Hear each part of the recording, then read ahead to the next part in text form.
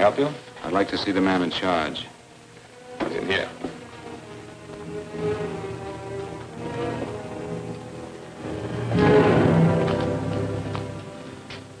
I want to report a murder. Sit down.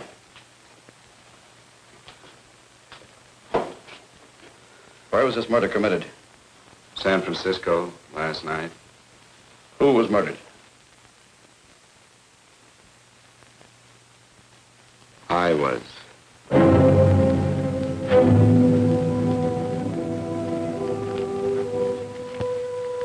Well, do you want to hear me out or don't you, Captain? I don't have very much time.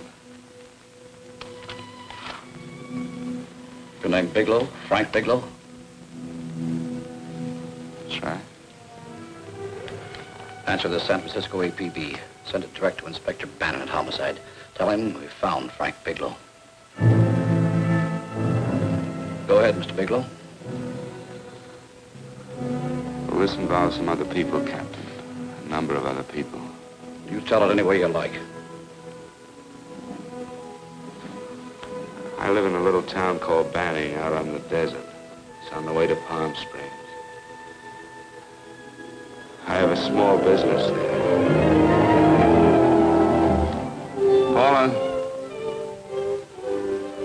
Yes, Mr. Bigelow. Give me a copy of Miss Hollis's 48 tax return, will you? Oh, you better get the 47, too. Yes, Mr. Bigelow. I don't think we took any depreciation on that new equipment last year. No, we didn't. I remember you said we could include it all this year. Sure we can. Hey, Frank. Yeah, well. Peterson says he wants a financial statement before he can give me my loan. Hello, Kitty. I will. Well, I'm leaving for San Francisco today, but I'll be back in about a week. I'll take care of it for you then. Sure is a scorcher, isn't it? Well, I've seen him worse. Well, have a nice time, Frank. Yeah, thanks, Will. Paula, why don't you come down to the place and let me give you another permanent? Makes your hair so much easier to manage in all this heat. I can't afford it right now. Maybe next month. Yeah, here it is. No, we didn't take it. Well, we can do it this year. You work it out any way you think best. Have a nice trip, Frank. Sure, Kitty. See you when I get back. Bon voyage. Why don't you come down anyway, Paula? We'll work out a deal on that permanent. Thanks. Maybe I will. Hello? Oh, hello, Mr. Hawkins. Just a moment. Do you want him to send your ticket over? No, I'll pick it up myself. No, never mind. Mr. Bigelow will pick it up at the station. Bye.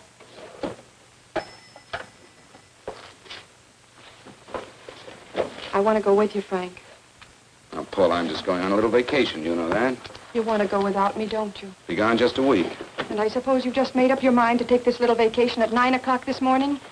No, Paul, I meant to tell you about it a few days ago. I guess I forgot. Oh, you forgot. Paula, don't be like that. Don't be like what? You just drop a little announcement that you're going away. Not tomorrow or next week or next month, but today. No explanations, nothing. And I'm supposed to swallow the excuse that you need a little vacation. I just want to get away from town for a few days, that's all. Get away from this town or get away from me. Oh, Paula, please try to understand. How can you ask me to understand anything like this? No, I'm sorry, but I don't understand. Go to San Francisco, but don't expect me to be waiting for you when you get back.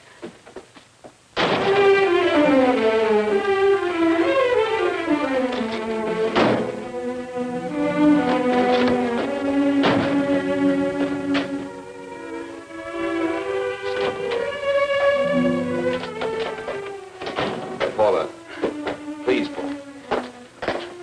Come on, turn around, look.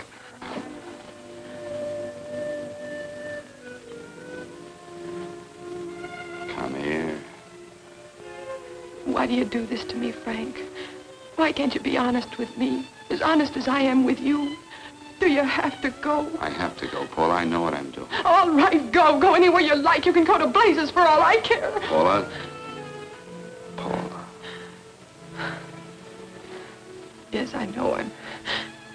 I'm being foolish. Come here.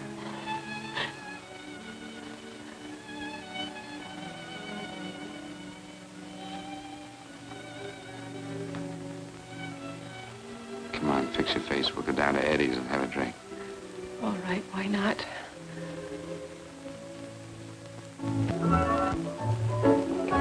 Hi, Paula. Hi, Eddie. Give us a couple of cold beers, will you? Coming up. Hi. Come on.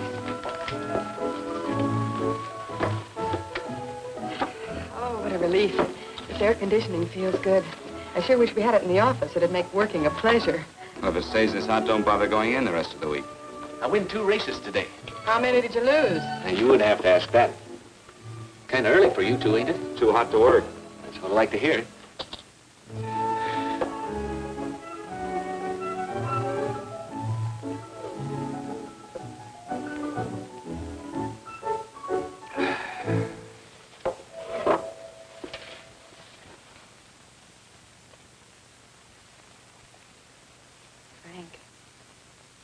You'll take me with you, won't you? You will, won't you? Or am I crowding you? What do you mean, crowding me? Maybe you do need this week away alone. Maybe we both do. I know what's going on inside of you, Frank. You're just like any other man, only a little more so. You have a feeling of being trapped, hemmed in, and you don't know whether or not you like it. Look, Paula, I'm going to be honest with you. I care too much for you not to be honest with you. I'm as much concerned for your happiness as I am for my own. I know you've had one bad experience, Frank. I know all about it. But you don't know what it can do to two people, Paula. And the woman always gets hurt more than the man. I don't want you to get hurt, darling. More than anything in the world, I don't want you to get hurt.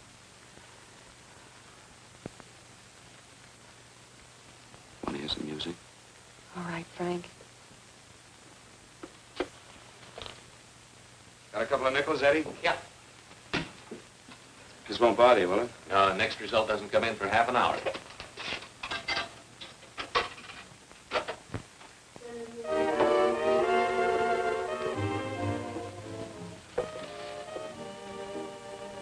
I thought that by now we'd be married. No, I'm not going to crowd you anymore, Frank. Go to San Francisco. I don't like it, but I'm convinced that you must go. I want you to be very sure, Frank. If it's right, and I believe it is, we'll have something really wonderful together. If it isn't, we should both know it as soon as possible. So you see, even if I could stop you, I wouldn't do it now.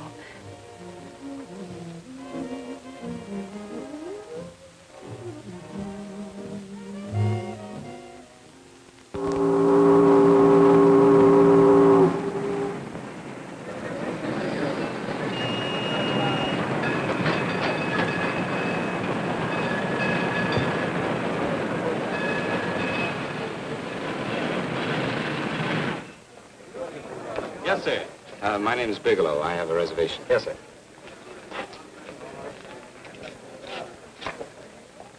Here we are, sir.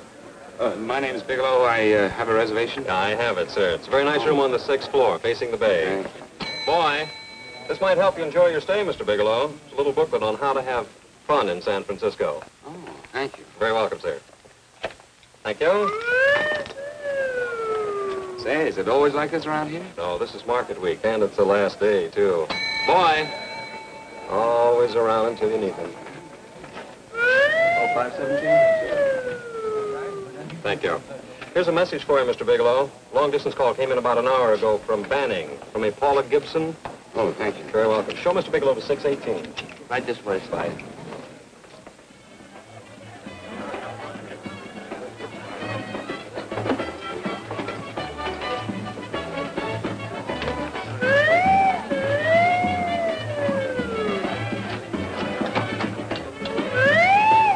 Right this way, Mr. Bigelow.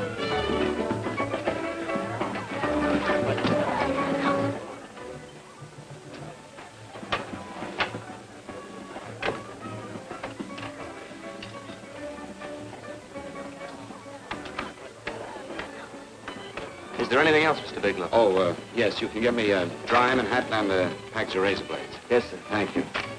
Oh, and you can leave that door open. Hello, operator. I want to speak to Miss Paula Gibson in Banning, California. Yeah, that's right. No, I'll wait. Hello? Hello, Paula. Oh, hello, Frank. How was the trip? Fine, just fine. Having a miserable time, I hope. Well, I don't know. I just got in. What was that? Market week. The place is crawling with traveling salesmen. You know, Charlie Anderson found out that you went away and he asked me to go out with him. Oh, really? How did he make out? I'm considering it. Is that what you called to tell me? I'll have you know that this call is strictly business, Mr. Bigelow.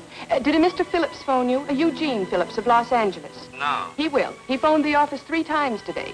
Said that he wanted to get in touch with you immediately. He said it's most urgent and imperative that he reach you at once. What did he want? I don't know. But he sounded deep, dark, and mysterious and quite agitated about something. Phillips. Have we ever done any business with him? Not unless you've been keeping it a secret from me. I looked through all the accounts. Why didn't you tell him you could reach me here? You know I'm supposed to be on vacation. So you told me. And so I told him, dear heart. But the gentleman didn't seem to respect your temperamental moods the way I do. He was very insistent that he speak to you before it's too late, as he put it. Well, tell him you tried to get in touch with me and I've changed my plans and you can't reach me. He won't talk to me. I told him that I was your confidential secretary, but I guess I didn't sound confidential enough. So I told him that he could reach you there this evening. Well, call him back. If it's as important as he says it is, he'll talk to you. Otherwise, he'll just have to wait until I get home. My, aren't we adamant this evening? All right, shall do. And Frank, Yeah? I don't quite know how to say this. Say what? Well, what I want to say is that there's nothing you can do that you ever have to feel guilty about. Oh. Sure. Thanks, Paula. I'll call you tomorrow. Right.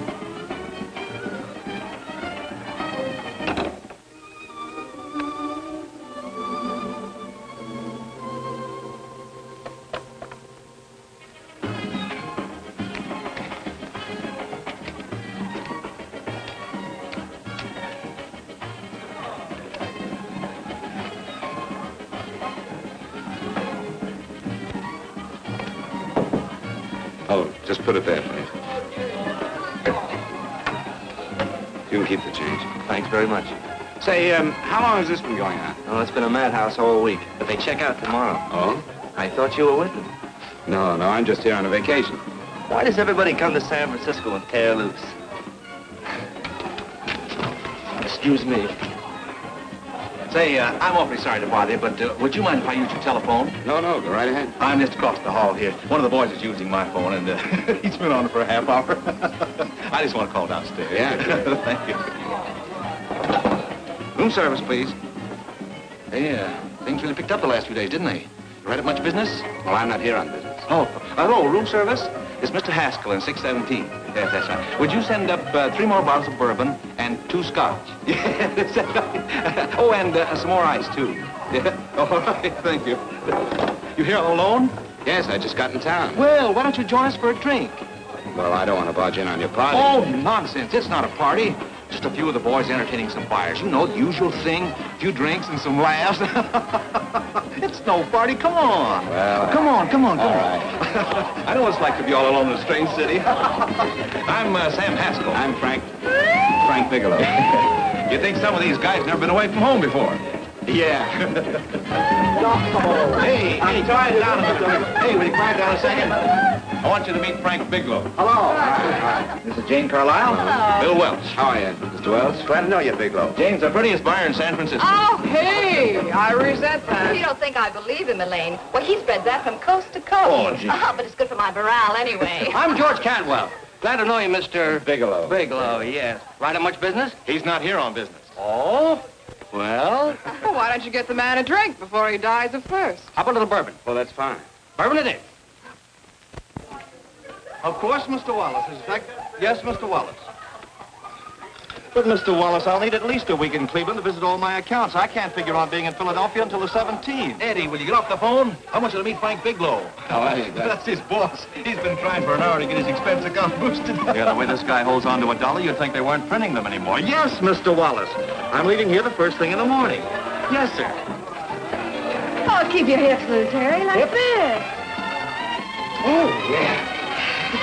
How's he doing? Oh, there's nothing wrong with Harry's drummer. The 2 years ago, the Murrays wouldn't shoot. Hey, now, wait a minute. I was doing all right there. This is Sue and Harry Brandis. Hello, good to meet you. How are you? Where'd you find her, Sam? On a dance marathon? Bourbon. Really? Oh, thanks. Say, I'll bet you could do the rumba. Well, a little, but I'm kind of rusty. Anything would be an improvement after Harry. Oh, how do you like that? Well, here goes. Hey, you're good. Oh, my wife, she's a good dancer, isn't she, Bigelow? Oh, yeah. Fellas, I thought you were going to show us a good time tonight. Is this doing the town? That's right. We practically bankrupt our stores to buy everything you've got. Then you keep us in this hotel room. I agree. This is my last night to howl before I go back to being a dutiful housewife. Well, it looks like we're stuck, boys. This is where we blow all our commissions in one night. And you're coming with us, Bigelow. Oh, no, thanks. You run along. I've got to get unpacked and have dinner. Oh, no, you're not going to get away from me. Now that I found a man who can dance, I'm going to hang on to him.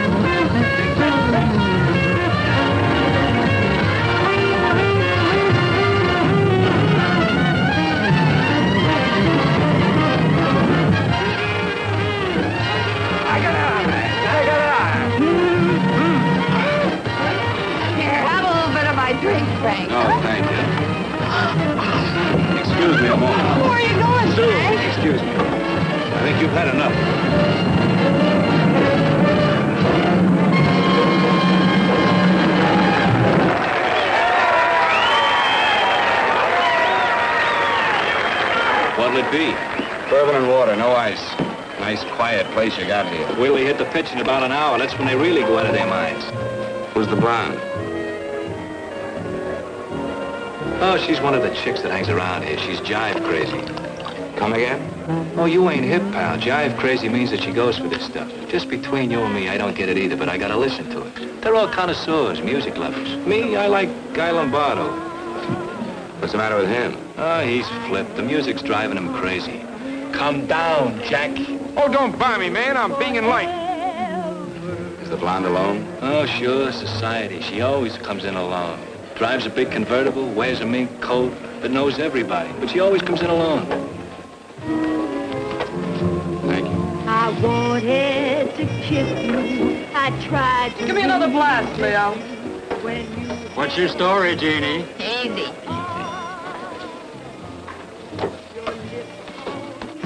Hello. Easy. Dig the fisherman. Oh, that's really silk, isn't it? Can I buy you a drink? Sure thing. Give me a glass, Leo. Leo, I left my blast at the other end of the bar.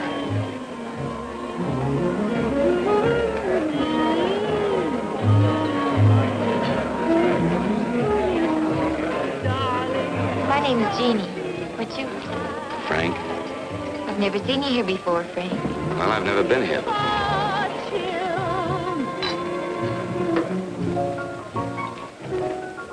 This isn't mine. Mine was bourbon. Well, sure it is. You saw me pour it.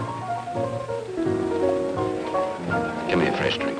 Anything you say. Oh, listen to that piano. Feel those vibrations. You don't get your kicks out of this, do you? I can live without it. Why do you stay here? I don't know. I bet I know. You're lonely in a big city. Why, you don't have to go into a routine with me. I like good company, too.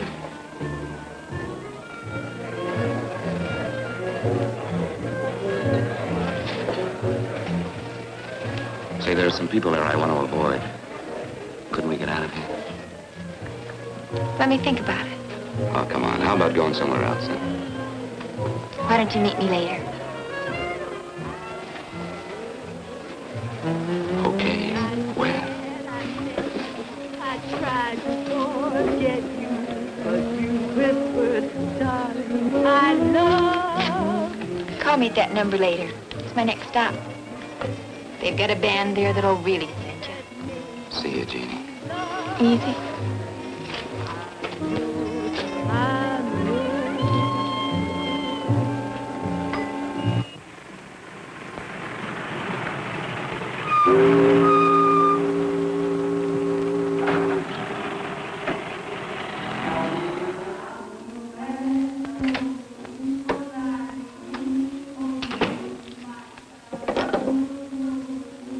Never mind, operator.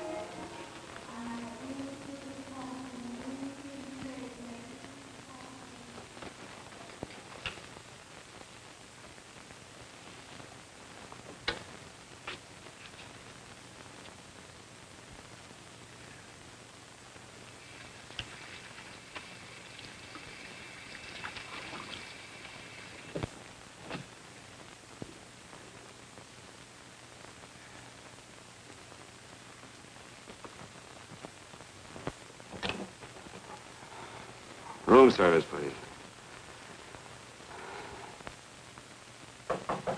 Come in.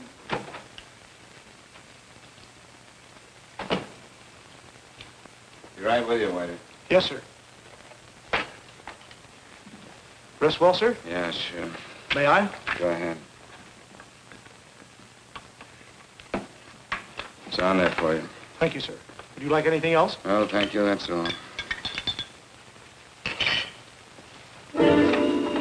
Waiter, Yes, sir. take this away. Is there anything wrong, sir? No, just take it away. I don't even want to look at it. Are you all right, sir? Yeah, sure. All right, I just had too big a night, I guess, that's all. Need some fresh air. Of course.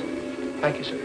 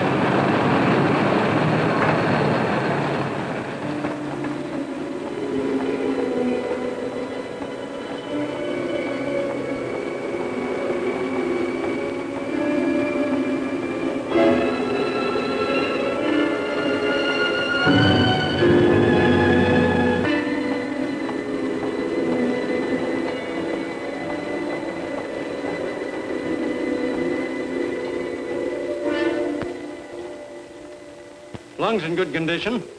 Blood pressure normal. Heart fine. Well, it's a good thing everybody isn't like you, Mr. Bigelow. Put us doctors out of business. I'm glad to hear it, Doctor. I was a little worried. Don't let a little bellyache worry you. Could be just the change of climate. Well, it isn't exactly an ache, Doctor. It's kind of hard to describe the feeling. Maybe it was the drinks I had last night. I might have mixed them too much, huh? Let's have another look at that throat. You may finish dressing now, Mr. Bigelow. I want to get the results of those tests we took. Thank you, Doctor.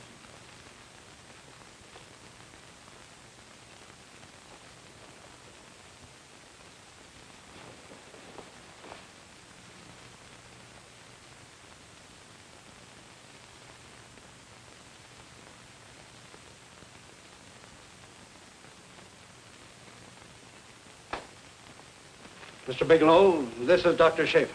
Hello, Doctor. How are you? Sit down, Mr. Bigelow. According to the information you gave Miss Wilson, you're not married, Mr. Bigelow. That's right. Do you have any relatives, family, anyone in San Francisco? No, no one. I don't know a soul in San Francisco. Where is your home? What is this, Doctor? Why all the questions? You're a very sick man, Mr. Bigelow. Sick?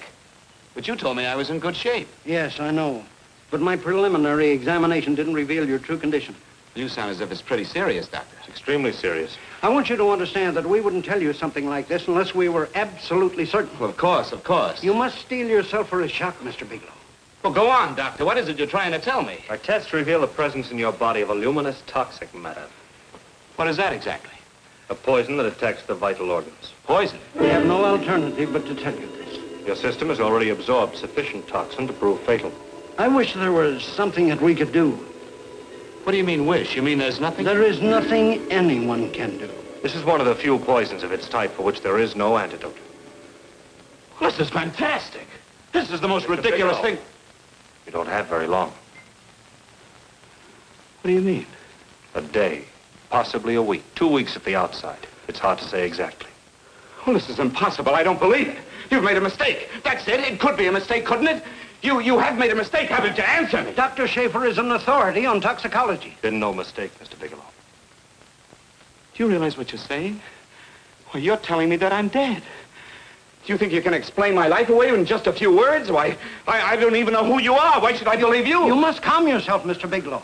We want to offer you every assistance that we've... Assistance? Who wants your assistance? Who wants anything from you? You're nothing but a couple of phonies. Why, I think you're crazy. That's it. You're crazy. The both of you. You're crazy.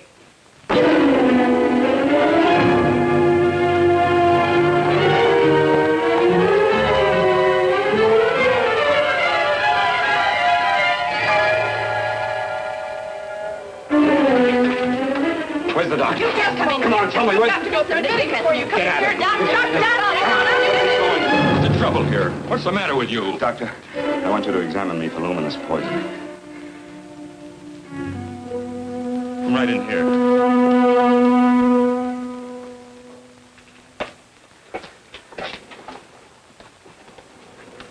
Yeah, you've got it all right. Your system has already absorbed it. Are you sure, Doctor? Are you absolutely certain? Couldn't there be some mistake?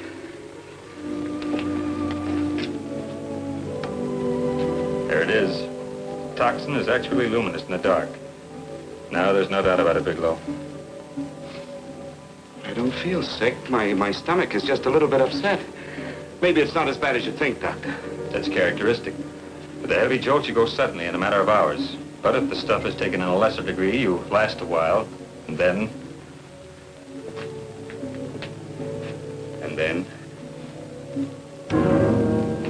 Give it to me straight, Doctor.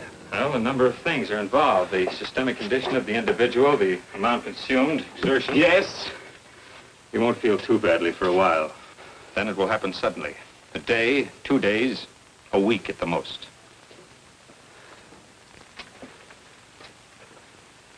A day. 2 days. There's nothing that can be done now. If it had been caught in time, your stomach could have been washed out. But you've had it in you for some time now. For at least 12 hours, haven't you, Bigelow? I don't know. You don't know? No. Don't you know how you got it? No. This is no accident. Somebody knew how to handle that stuff. That wax is tasteless and odorless. The amount of alcohol in your body, you must have got it in liquor. I was drinking last night. Arrange for your admission to the hospital immediately. Of course, I'll have to notify the police. This is a case for homicide. Homicide? I don't think you fully understand, Bigelow. You've been murdered.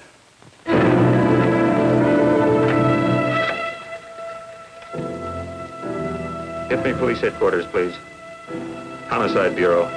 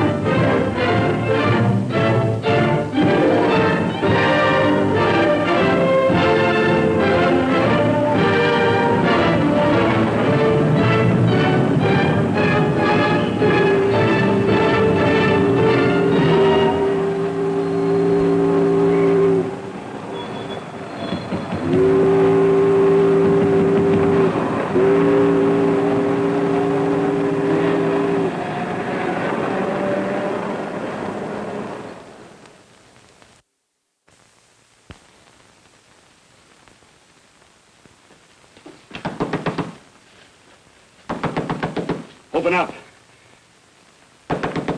Open this door, I tell you. Open it up or I'll break it down. Where are those men? Where are those men who were here last night? I don't know. There are no men here. Please go away. Don't lie to me. Where are they? Mister, this lady just checked in. Those men aren't here no longer. They checked out the hotel early this morning. Checked out? Please go away. I'm sorry. I'm terribly sorry.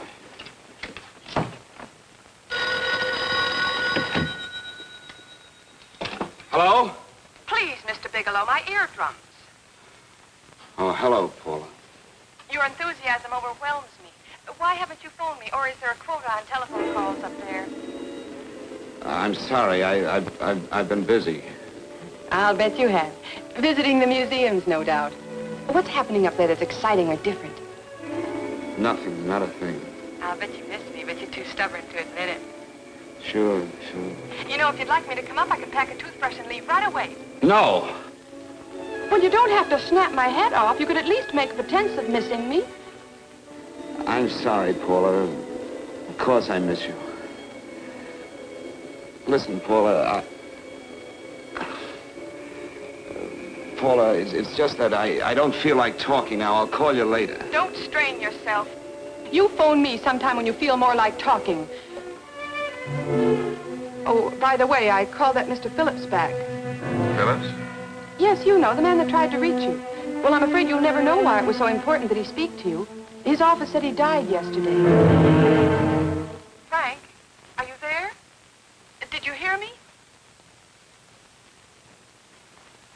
Die? When? Yesterday. So you won't have to bother your little head about him anymore. You can just go ahead and have fun.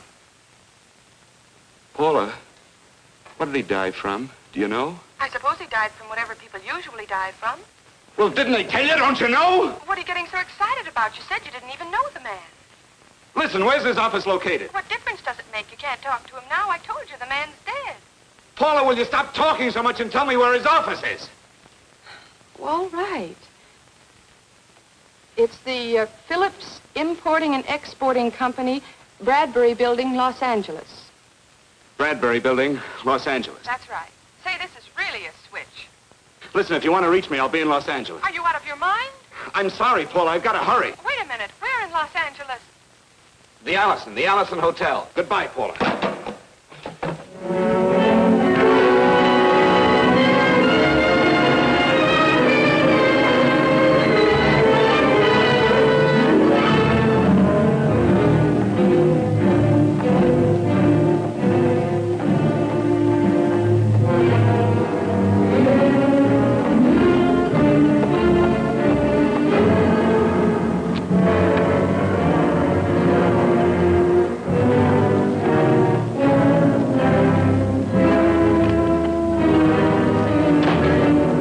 Someone in charge here. What is it in regard Well, it's to? a personal matter. It's quite urgent. Perhaps Mr. Halliday can help you. Who's he? He's our controller. Your name, please? Bigelow. Mr. Bigelow to see you. Send him in. Go right in, please. That door.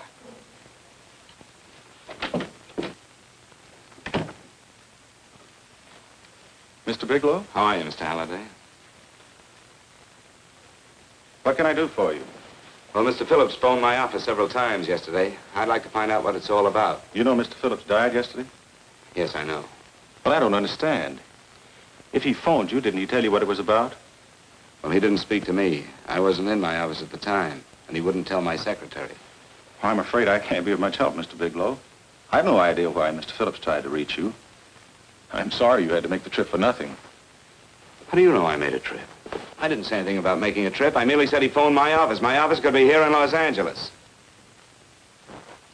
Miss Foster, Yes? didn't you mention something yesterday about Mr. Phillips speaking with Mr. Bigelow in San Francisco? I said that he had phoned Mr. Bigelow's office in Banning, but that Mr. Bigelow was staying at the St. Francis Hotel in San Francisco.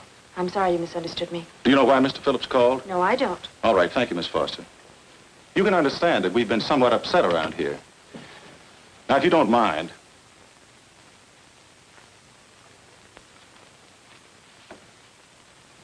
Does Mr. Phillips have a wife, family, anyone that could help me? you can't intrude on people at a time like this just to satisfy some curiosity. It isn't just curiosity. Then I suggest you wait a week or so. I can't wait. Well, I'm sorry you'll have to. Well, there's always a phone book. You're a pretty aggressive fellow, Bigelow. Are you quite sure that this is as important as you make it appear to be? It's important. Mrs. Phillips lives at the Sunset Arms Apartments. Thank you. I needn't tell you she's under a strain. I suppose you're capable of using a little more tact with her than you demonstrated with me. I think I can handle it. By the way, what was the cause of Mr. Phillips' death? Suicide. He leaped from the balcony of his apartment.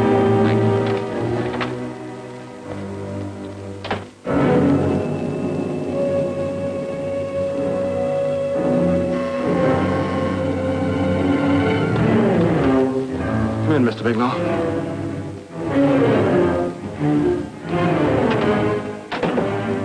I'm Stanley Phillips, Eugene's brother. Halliday phoned that you were coming.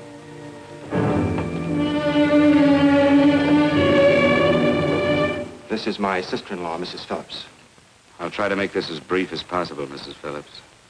I'm afraid I can't be of any help to you, Mr. Bigelow. I haven't the slightest idea why my husband wanted to speak to you. I guess Halliday covered just about everything. Did your husband ever mention anything about me, Mrs. Phillips? Anything at all? No. I can't recall Eugene ever having mentioned your name.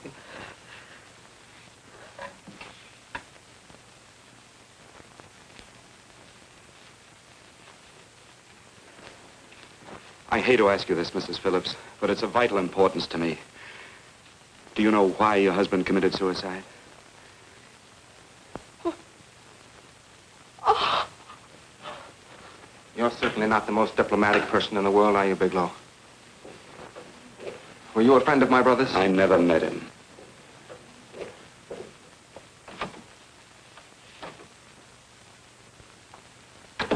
My brother was in a jam, a pretty bad jam. He was arrested 2 days ago. He sold some iridium to a dealer by the name of Majak. It's a very rare metal, very costly. Anyway, the iridium turned out to be stolen.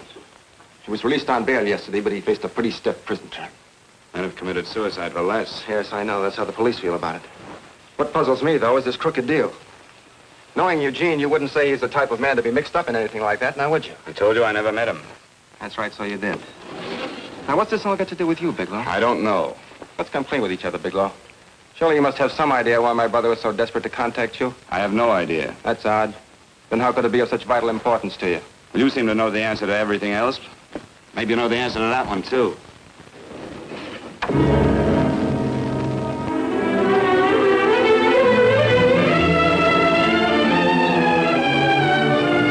There's a message here for you to call operator 82 at Banning.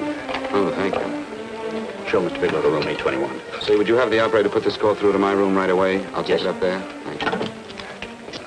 Hello, operator. Yeah, I'll call you if I need anything. Thank you, sir. Hello, Paula? Well, Sinbad, I'd just about given you up for lost. Do you mind telling me just why you rushed down to Los Angeles? I can't explain it to you just now, Paula. I just can't explain it. What's going on, Frank? You don't even sound like yourself. Well, I'm just a little tired, Paula, that's all. But I miss you. Oh, Frank. I can't tell you how good it is to hear you say that. And here I was worrying that I'd lost my charm. When are you coming home, Frank? Soon, Paula. I'll be home soon. I'll go right out and get myself a permanent so I'll be pretty when you see me. Hey, guess what? I found that Phillips name in your notarial ledger. Notarial ledger? Yes, of all places. I remember now I made the entry myself. You had notarized a paper one morning before I came to work. What kind of paper was it? A bill of sale for a George Reynolds made out to Eugene Phillips of Los Angeles. So you see, I was right. We hadn't done any business with Phillips, only indirectly. What was the bill of sale for? A shipment of iridium, whatever that is. Iridium? You mentioned at the time that this fellow Reynolds had made some kind of a deal in Palm Springs, and he stopped in your office early in the morning on his way north to have it notarized. Wait a minute. Wait a minute, George Reynolds. That was about 6 months ago, wasn't it? That's right, 6 months ago. Thanks, Paul. Goodbye. Goodbye. Hello, operator. Get that number back for me.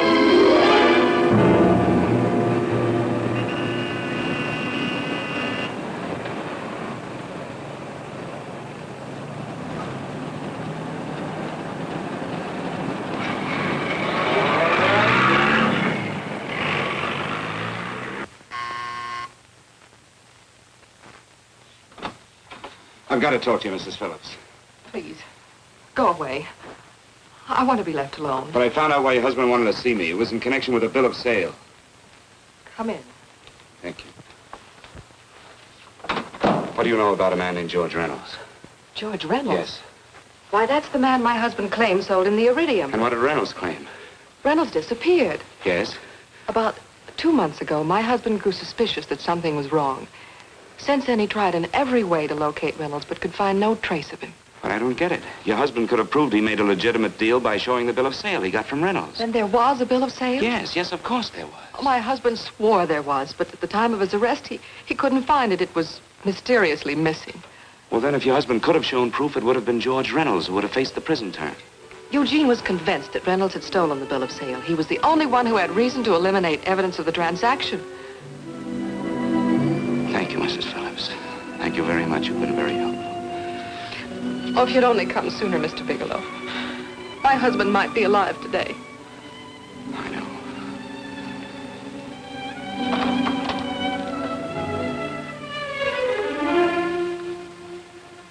The only thing that puzzles me, Miss Phillips, is that you haven't asked how I knew there was a bill of sale.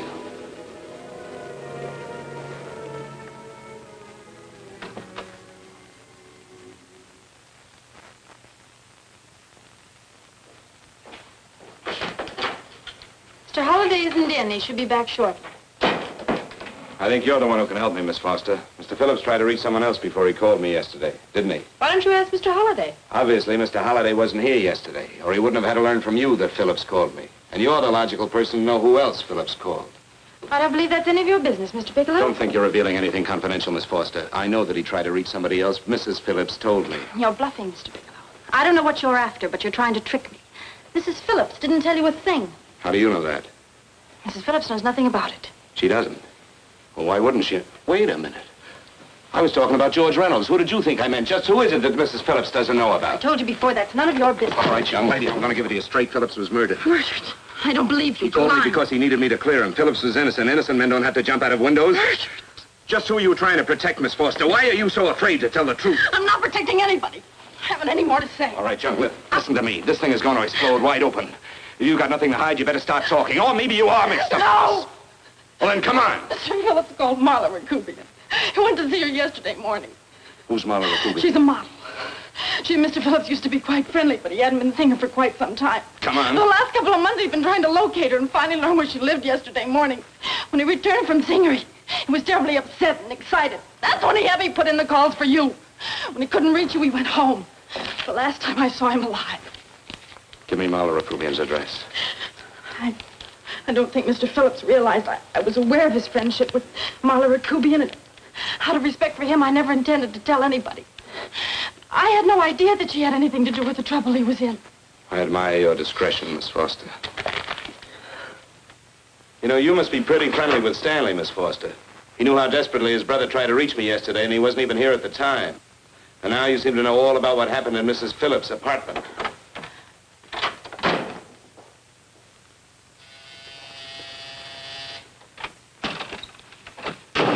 Miss Rakubian? Yes? What do you want? Get out of here or I'll call the Go police. ahead, call him. Oh, go ahead, call him. Going on a trip, huh? Yes, going away for the weekend. Sailing for Buenos Aires tomorrow, some weekend. I'll send you a postcard. Now get out of here. Who are you going with, George Reynolds? Never heard of him. I suppose you've never heard of Eugene Phillips either. Just who are you? What do you want? Never mind who I am. Where's Reynolds? I told you I don't know him. Now will you get out of here and leave me alone?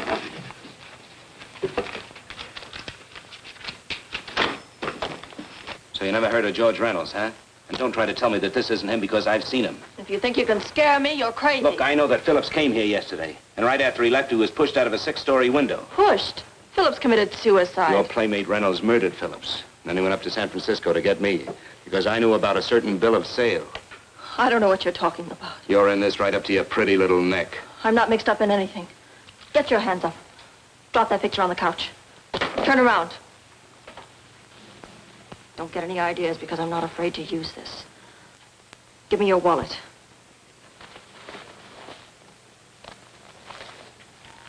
Frank Bigelow, Hotel Alex. All right, now where's Reynolds? I don't know. I don't know where he is. Is that what you told Phillips yesterday? I told him exactly what I'm telling you. I haven't heard from him in months. Yeah? You're mighty careful of the picture of a man you haven't heard from in months. What does the Ray stand for? It was a pet name. Do you mind? Oh, it sounds very cozy, Miss Rakubian. You and Reynolds call each other pet names while you make a sucker out of Phillips. Phillips made the deal because he wanted it. Yeah? I'll bet you weren't above using what it takes to help make him want it. Who's paying for this trip? I am. Really? A first-class trip to Buenos Aires on a model salary. Don't make me laugh. Since you and Reynolds aren't seeing each other anymore, you don't mind if I keep this to you? If I were a man, I'd punch your dirty face in. You know, I really believe you would. Oh, I almost forgot. Your tickets. Don't be surprised if I'm there to see you off.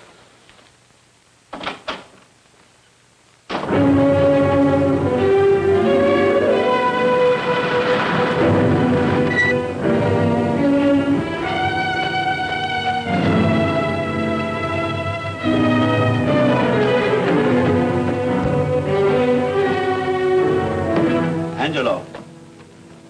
Angelo! Oh, Angelo. Do you remember taking this picture of George Reynolds? I take so many pictures, I can't remember them all. This gentleman is a friend of his and would like his address. We have no card on him. I don't think we ought to do that. He's willing to pay $20 for it. That's the paper we used last year. Of course, you understand we usually don't give out the information about our clients. I know, you're a couple of high-class fellas. Thank you. Revealing anything confidential is against the ethics of our establishment. That's right. Honesty is the best policy. Of course. But in your case, inasmuch as you're a personal friend of Mr. Reynolds... Thanks. I knew you'd come through. Got it. Here it is. We don't have his address. He must have called for the picture. But he couldn't have been a very good friend of yours, mister. Because his name is not George Reynolds. It isn't? Well, what is it? It's a... Huh? Oh. Yes. It's Raymond Rakubian. Rakubian? What's so unusual about that? The picture's signed Ray, isn't it? Yeah. Yeah.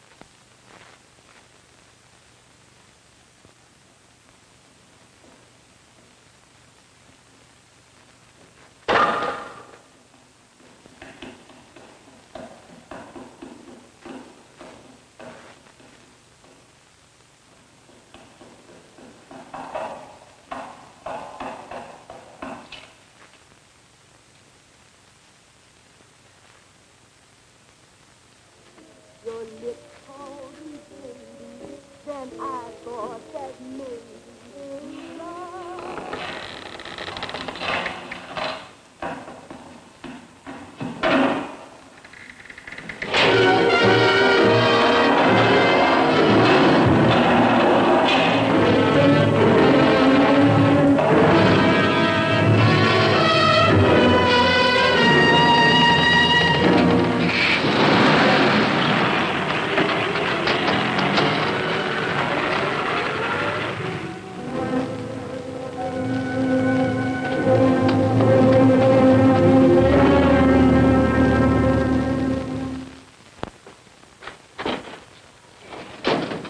Bigelow, are you all right? Can I get you anything? No, thanks. Do you know this man? No. No, I don't think so. Are you sure you've never seen him? I'm quite sure. Does the name Raymond Rakubian mean anything to you? No, I never heard of him. Why? He also uses the name George Reynolds. This is Reynolds? That's right. Well, where can we find him? That's what I want to know. Tell me something, Halliday. You're the controller here. How come you didn't know about that bill of sale? Phillips made that deal before I came to work here. Yeah, but you still keep records, don't you? For some reason, which is none of my business, Phillips preferred to keep that among his personal papers. Now, does that answer your question? You came in here today asking for some information that you needed, and I tried to be as cooperative as I could. But now you're beginning to annoy me. So get out before I throw you out.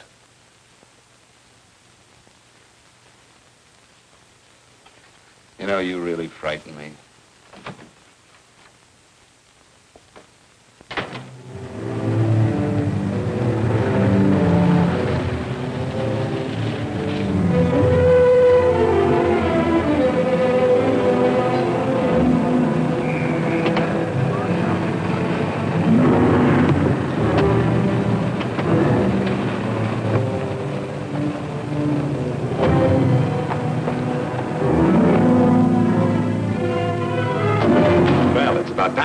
Bigelow. Go ahead, Dave.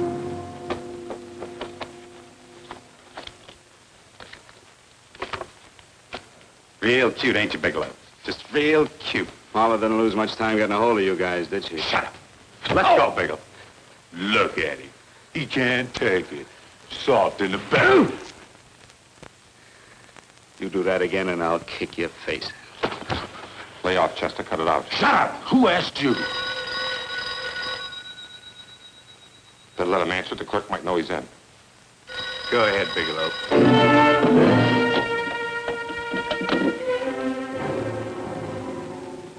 Hello? Frank. Frank, why did you hang up on me? I've been trying to get you for hours. I'm sorry, Paula. I was in a hurry. Well, don't be in such a hurry this time. You didn't give me a chance to finish what I had to say. Sit down.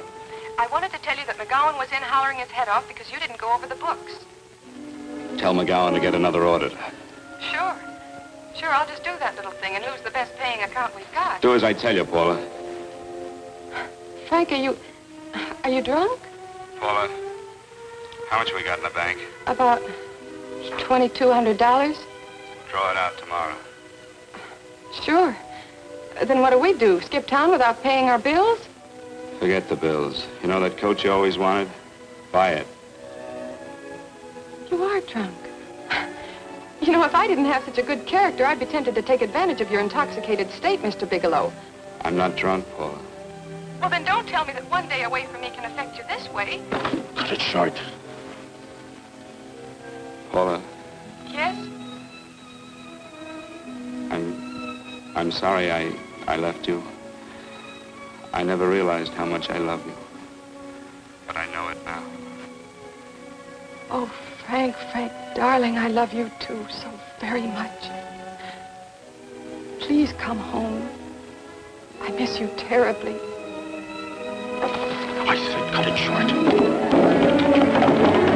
I'd just love to let you have it, Bigelow. Let's go, Chester. This guy's kept us waiting long enough now. Walk in front of me, Bigelow. And keep your mouth shut. If you so much as look cross-eyed at anybody, I'll blow the back of your skull out.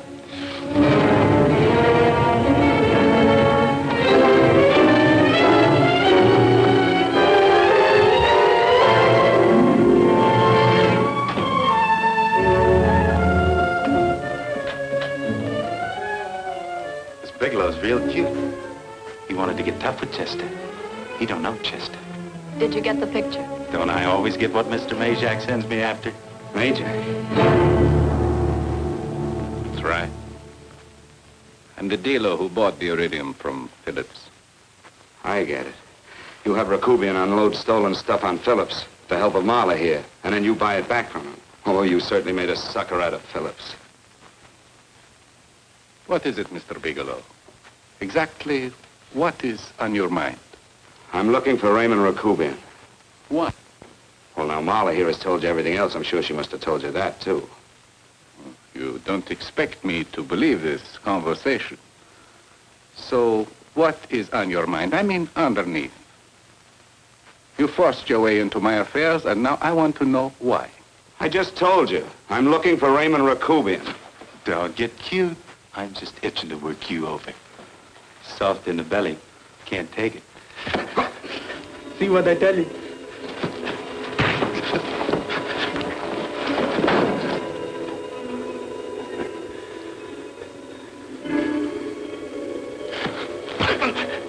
Can't do that to Chester. I'm gonna blow your guts out. Easy. Lay off, Chester, not now. Look at him. He's so scared of Chester, he'd talk now. He's not afraid, Chester. You can tell from a man's eyes when he is afraid. Look at his eyes.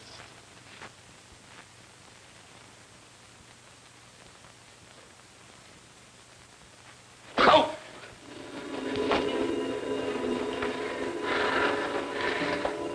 I'm telling you, Majak, you better keep him away from me or he's really going to have to use that gun. Go away, Chester, please.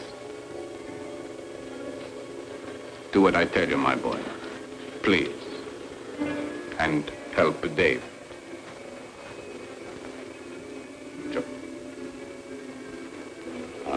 You're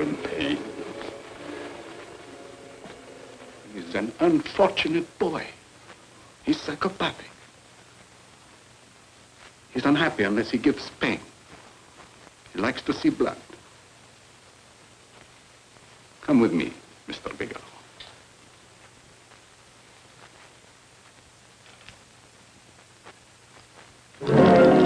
Raymond Rakubian was my nephew. He could not possibly have tried to kill you. He's been dead 5 months.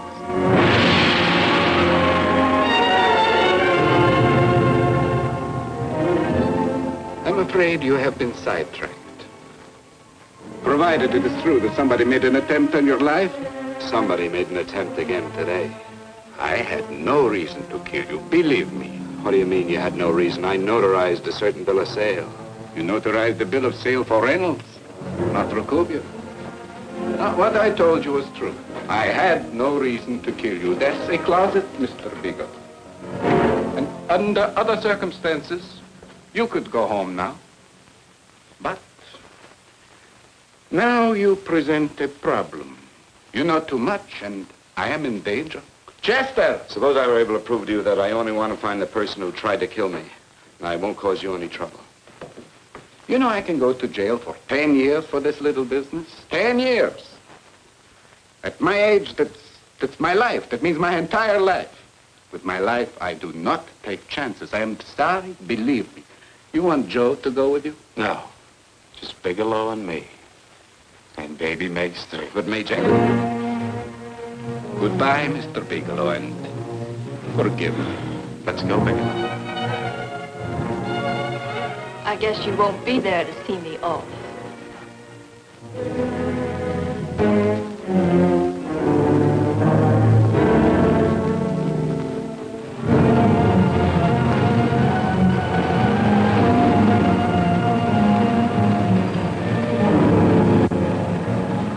Tried to make a boob out of me in front of Major.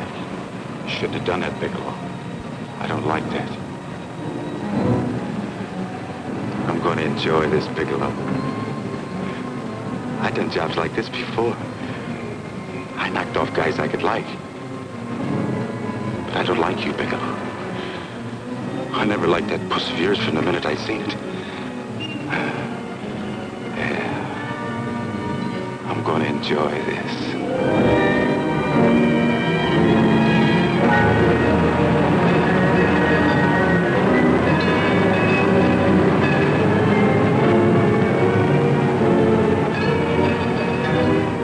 Ain't scared yet, are you, Bigelow?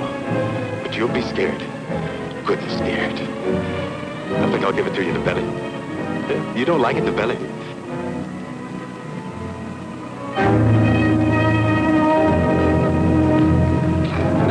Good. Try. I'd just love you to try it, Bigelow. Why don't you try it? Go ahead.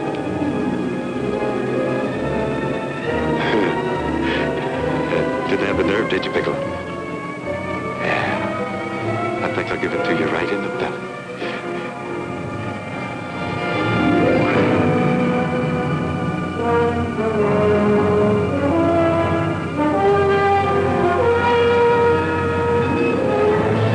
Longer when you get it in the belly. It's nice and slow. That's the way I want to see you go, Bigelow.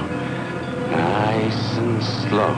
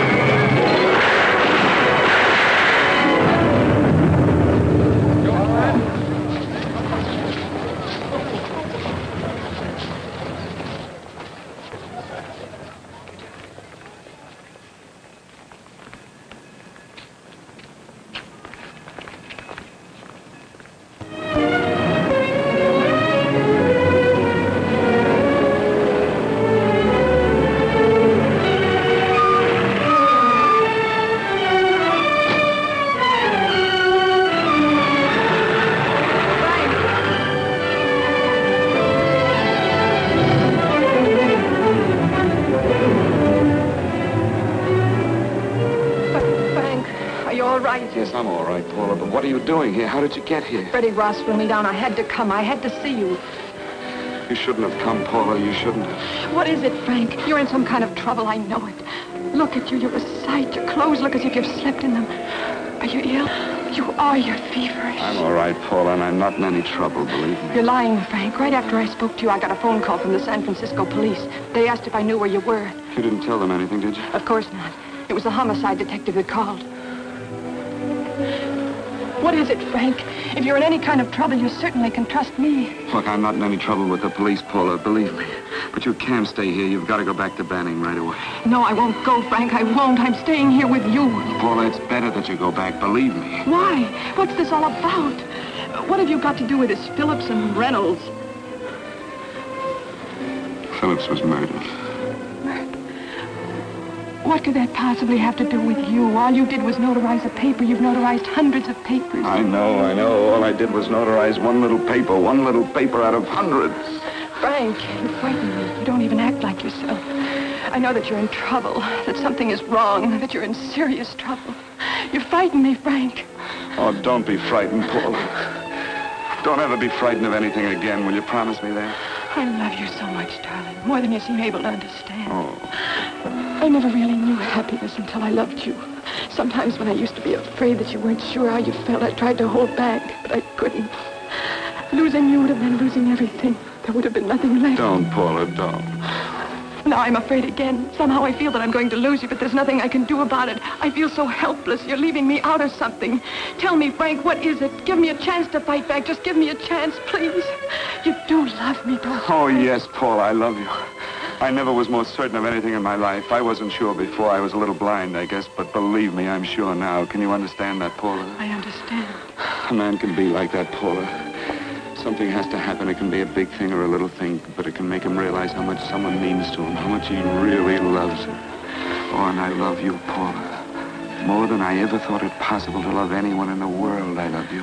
Then why won't you tell me about this trouble you're in? Why won't you try to let me help you? You can't help me, Paula. You don't want my help. Oh, Paula, there's nothing you can do. Will you believe me? So will you please go home, please? No, Frank. I won't go. I know you're in trouble. I can't leave you like this. All right, Paula, look, wait for me in the lobby of the hotel, and I'll be back for you soon, I promise. You promise? You yes, sure? Paula, I promise.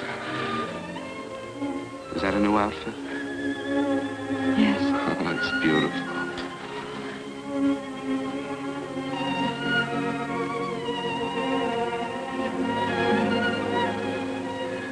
You'll come back to me, won't you, Frank?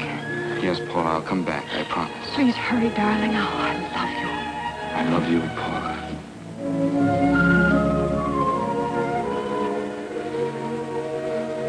Goodbye, Paula.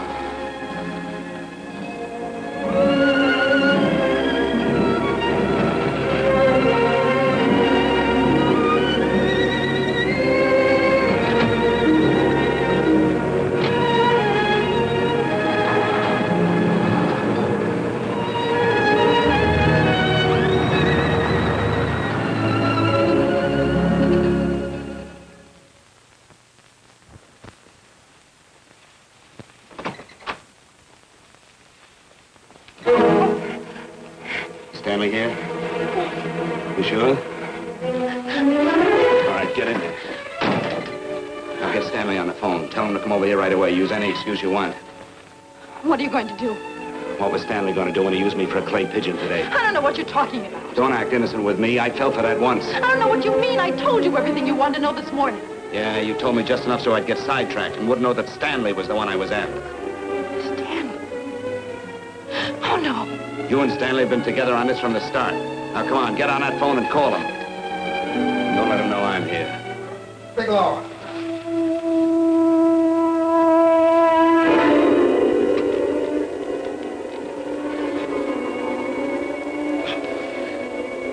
You've been sidetracked, all right.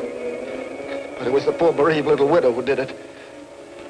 We're supposed to have found this letter this afternoon. It's in my brother's desk at the office. It's postmarked 2 years ago. It isn't exactly the kind of a letter that a married woman gets from a casual friend. I'm sure my brother wasn't aware that they were so well acquainted when he hired Halliday. What's the matter with him? right since dinner. Where did he have dinner? At Mrs. Phillips' apartment. Halliday was there, too, and Stanley confronted them with that letter.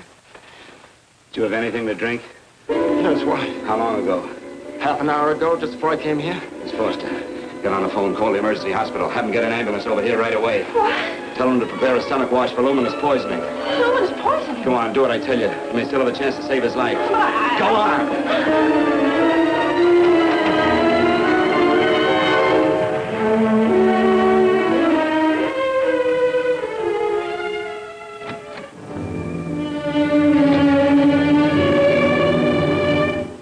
I found George Reynolds, Mrs. Phillips. He's been dead for 5 months. Then he didn't steal the bill of sale. No, he didn't. But you could have stolen it. How dare you? You knew who I was when I came here today. But you were surprised to see me alive, weren't you? But I'm not alive, Mrs. Phillips. Sure, I can stand here and talk to you. I can breathe and I can move. But I'm not alive. Because I did take that poison. And nothing can save me. What are you going to do? If I kill you now, I have nothing to lose. No, you've got to listen to me. You've got to give me a chance. But I didn't have a chance. It was Halliday. Believe me, it was Halliday. He made me steal the bill of sale. He planned everything. What about this letter? Your husband knew about you and Halliday. He found it only yesterday. He accused Halliday. They fought, and Halliday pushed him over this balcony. And why me? Why did he want to kill me? Because you could have proved there was a bill of sale, that my husband had no reason to commit suicide. Halliday was desperate. After he killed my husband, he found out about the phone calls to you. He thought you spoke to him, that you knew enough to involve him.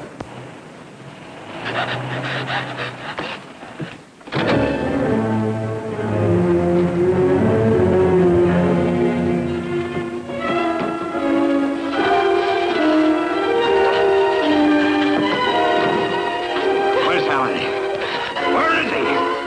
He's in the office. This time you don't warn him.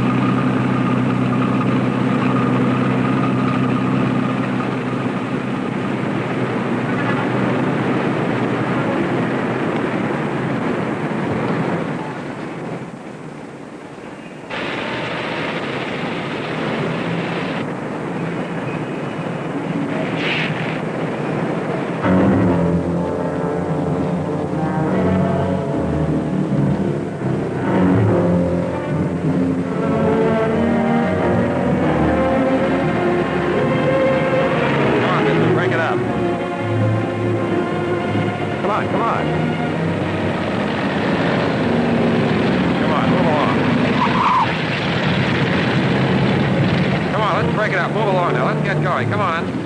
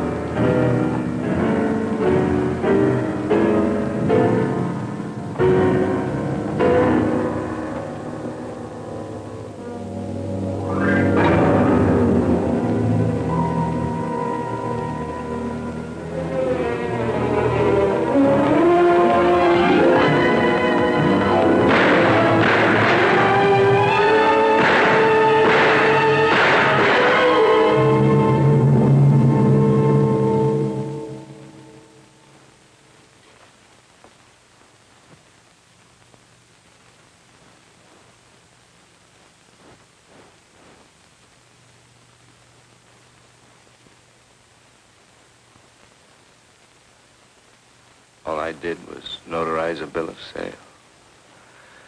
But that piece of paper could have proven that Phillips didn't commit suicide. He was murdered.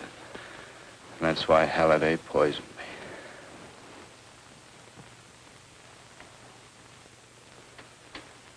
me.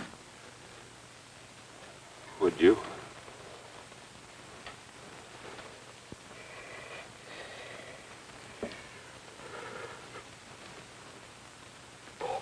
Paula.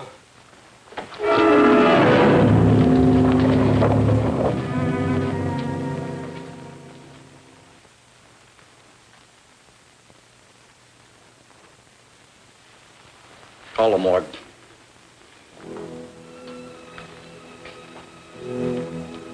Johnson, you go to the Allison Hotel. Find Paula Gibson. Don't tell her anything. I'll break it to her.